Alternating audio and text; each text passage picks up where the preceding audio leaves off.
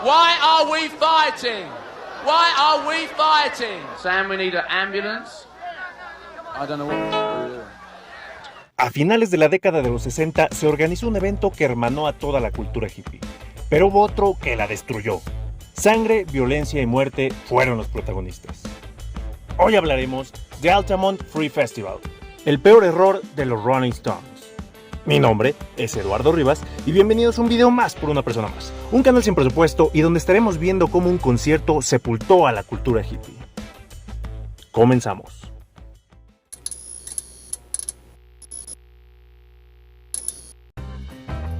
Para comenzar esta historia nos remontaremos al año de 1969, cuando se llevó a cabo el Festival de Woodstock, el evento que inmortalizaría la cultura hippie a través del tiempo. Unos días después se realizaría el Festival de Altamont, queriendo replicar el impacto del también denominado Fin de Semana del Amor. Y spoiler, a los organizadores se les aflojó el esfínter de tan mal que salió. La idea original, se cuenta, fue por parte de la banda The Grateful Dead, quienes invitaron a los Rolling Stones, y se suponía que ambos serían las atracciones principales, pero pues la verdad, todos querían ver gratis a los Rolling Stones. El proyecto no parecía tan descabellado, dado que, como ya mencioné, tenía el antecedente reciente de Woodstock, además del concierto de los Rolling Stones en Hyde Park, ambos eventos multitudinarios y exitosos. El primer sitio que se propuso fue el Golden Gate Park, pero cuando Mick Jagger fue a pedir autorización, pues le dijeron que no. Así que siguieron buscando, dando con la locación ideal, ya que tenía un amplio terreno que serviría de estacionamiento, un anfiteatro que facilitaría que todo el público pudiera ver el escenario desde cualquier lado y muchas ventajas más. Pero al último momento, el acuerdo se cayó. Algunos dicen que el propietario quiso ser parte de los derechos del documental que los Rolling Stones estaban filmando de su gira, además de un pago por adelantado de $100,000. Los organizadores dijeron, ¿y ahora qué vamos a hacer? Ya invitamos a cientos de miles de personas y no tenemos lugar. Así que a alguien se le prendió el foco y dijo, oigan, ¿y si decimos que va a ser en un lugar sorpresa? Así la gente no va a notar que no sabemos organizarnos y no tenemos locación. Y para sorpresa de todos, esto funcionó, aumentando aún más la expectativa del evento. Recién el 4 de diciembre, 2 días antes del evento, los organizadores lograron encontrar otra locación, Altamont.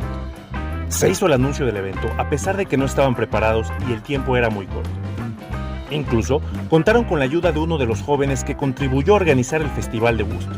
El joven arribó con toda la actitud y al llegar reaccionó así. ¡No sé qué es eso!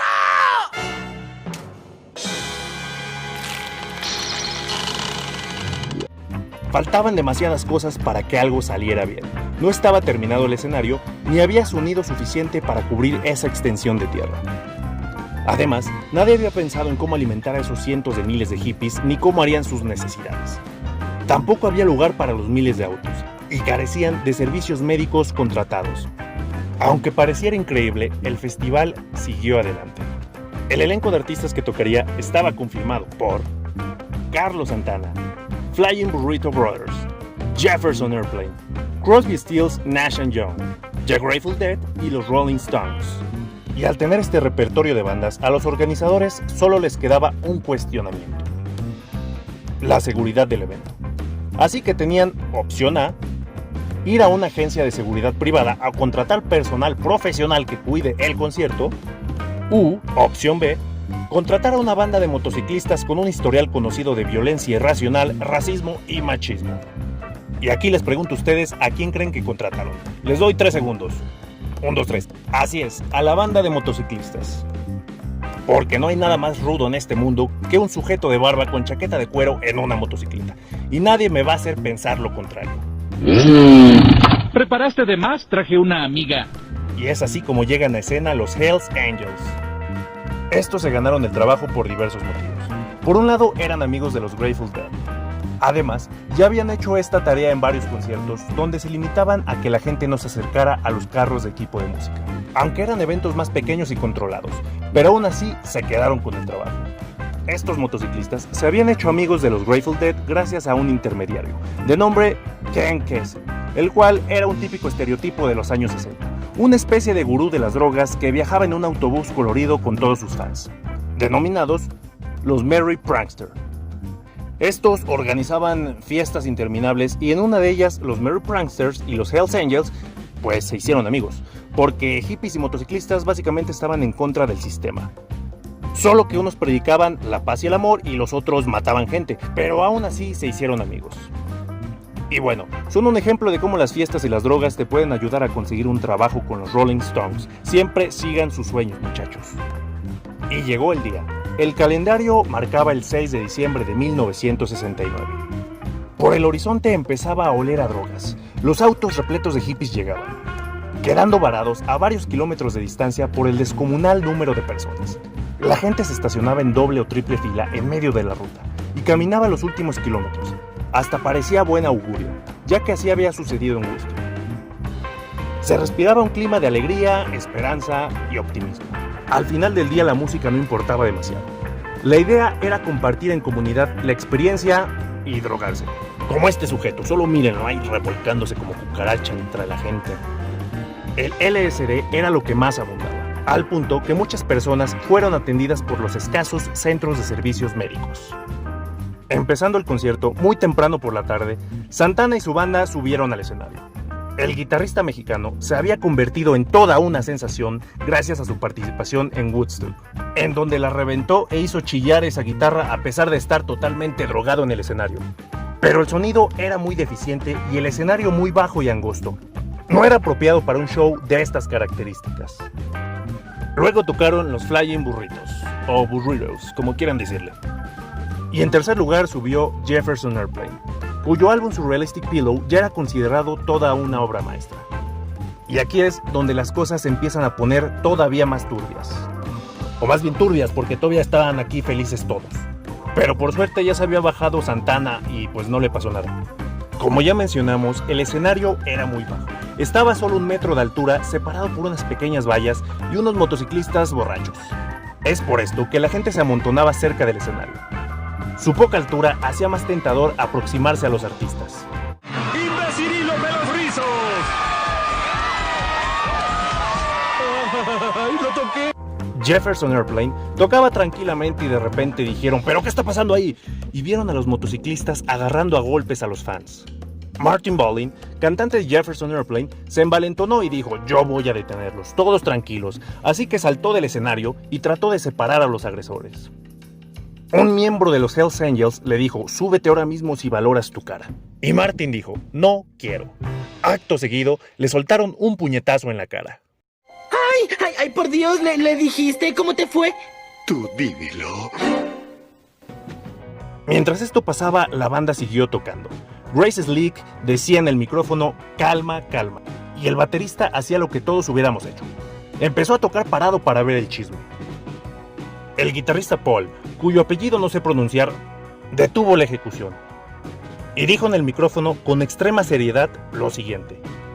Les quería contar que los ángeles del infierno acaban de darle una trompada en la cara a nuestro cantante. The Hells Angels just smashed Marty Balin in the face and knocked him out for a bit. I'd like to thank you for that. Ah, pero esto fue mala idea porque no puedes desafiar a una banda de motociclistas. Y entonces, uno de los líderes de los Hells Angels se subió al escenario con una lata de cerveza en mano y lo retó enfrente de todo el público. I'm not talking to you, man. I'm talking to the people that hit my lead singer in the head. You're talking to my people. Right. Now let me tell you what's happening. You, Man, you're what's not up happening. Al finalizar su actuación, y mientras el grupo se dirigía a su tráiler a esperar que lo sacaran de ese infierno, el agresor de los Hells Angels se acercó humildemente a pedir disculpas. Martin Balin seguía envalentonado, así que le dijo "fuck you". También recibió respuesta similar. Y otro puñetazo en la cara. Más tarde fue el turno del cuarteto Crosby, Stills, Nash & Young. Actuación que fue breve. Se había desatado una batalla campal entre los Hells Angels que golpeaban a la gente, pateaban cabezas y empujaban a la multitud. Mientras tanto en el backstage, Jerry García y los demás miembros de The Grateful Dead dijeron: jóvenes, cometimos un gran error al contratar a una banda de delincuentes como seguridad de este evento. Afuera es un caos, y lo más sensato que podríamos hacer es largarnos del evento y que los Rolling Stones se hagan cargo. Y es así como los Grateful Dead evitaron problemas. Al poco tiempo se comunicaron con los Rolling Stones y les dijeron: hey, ¿saben qué? Ya es su turno. Y cuando los Stones supieron las condiciones infernales en que debían de tocar, quisieron cancelar. pero evidentemente al final tuvieron que asistir, dado que hubiera sido fatal negarles a más de 300,000 personas drogadas y enfurecidas el show principal que tanto esperaban. Llegaron ya de noche, con una iluminación deficiente. Las peleas alrededor del escenario eran permanentes. Mick Jagger apenas se acercó al escenario, una chica salió corriendo y le pegó en la cara. Los Rolling Stones finalmente salieron a tocar. Intentaron calmar los ánimos sin mucho éxito. Entre la multitud se encontraba un joven afroamericano de nombre Meredith Hunter, quien intentó acercarse a la banda, y uno de los miembros de los Hells Angels lo tomó del cuello, golpeó y lanzó a la multitud. Mientras los Stones tocaban Under My Thumb, varios testigos cuentan que Meredith Hunter sacó un arma. Acto seguido, cae al suelo apuñalado por uno de los Hells Angels. Los hermanos Maisley grababan un documental que luego sería estrenado con el nombre de Gimme Shelter. Y según el productor de este documental, cuando Hunter es lanzado hacia la multitud, se puede ver un destello rojo de cuando este saca el revólver y dispara, aunque los estudios posteriores no pudieron determinar si realmente se accionó el arma. En el material vemos a su novia llorando desesperada, mientras lo ponen en una camilla y alguien trata de consolarla. La chica le pide a los médicos que lo salven, y reclama que Meredith pelee por su vida. Pero el chico ya estaba muerto. La autopsia determinó que el joven Hunter fue acuchillado en 5 ocasiones y que su sangre contenía altas dosis de metanfetamina. Quien lo acuchilló fue Alan Pazzard, de 21 años de edad, quien fue absuelto por considerarse que actuó en defensa propia. Tiempo después, la madre de Hunter demandó a los Rolling Stones por $500,000, aunque fue resuelto extrajudicialmente por $10,000. Hoy en día, los restos de Meredith Hunter descansan en una tumba sin nombre en el cementerio de Vallejo, California. Él no fue el único muerto esa jornada. Hubo 2 víctimas fatales tras ser atropelladas y 1 por sobredosis. 4 muertos en unas pocas horas. El número fue bajo teniendo en cuenta las condiciones en las que se desarrolló el festival, pero ya se sabía que los Hells Angels tenían un largo historial de violencia y donde ellos aparecían, las agresiones también. Lo curioso es que los diarios de San Francisco hablaron de una fiesta, de otro festival del amor similar a Woodstock. La muerte de Meredith Hunter solo ocupó un pequeño recuadro marginal en los diarios. Los Rolling Stones al día siguiente ya estaban en Londres, con excepción de Mick Jagger, quien había empezado sus vacaciones en Francia. Ningún medio de comunicación parecía preocupado de contar lo que realmente sucedió esa noche. Y es así como la revista Rolling Stone, mediante su editor principal, Greil Marcus, se dedicó a contar toda la verdad. La portada de la revista fue la más elocuente. Una foto en blanco y negro de los espectadores, algunos parados, otros sentados y las miradas perdidas. Y el único texto de la portada decía: el desastre de los Rolling Stones en Altamont. Let it bleed.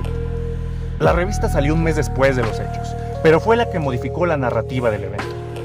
Woodstock no había sido perfecto, había detalles en la organización, pero se había sobrepuesto un clima de convivencia y de amor. En Altamont salió todo previsiblemente mal. No podía ser de otro modo. Se suele decir que este festival marcó el final del verano del amor, el final de los años 60 y sus sueños. Se quería cerrar con broche de oro esta época, y que la cultura hippie perdurara. Pero al final no fue así. Con este concierto se cerró una era de la peor manera posible. Y esta fue la historia de Altamont Free Festival, el peor error de los Rolling Stones. Si te gustó esta historia, no olvides suscribirte, darle like, compartir o lo que quieras hacer, pero sobre todo suscríbete, necesito suscriptores. Nos vemos en la próxima. Chao.